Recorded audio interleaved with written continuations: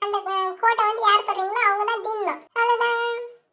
சரி, இப்போ வந்து நான் இது மேலே வந்து ஒரு எலியை இழுத்து போத்தி விட்டா முடிஞ்சிச்சு. போட்டாச்சு. அப்பாடா, மறைச்சாச்சு. இப்போ வந்து எல்லாரையும் கூப்பிட வேண்டியதான்.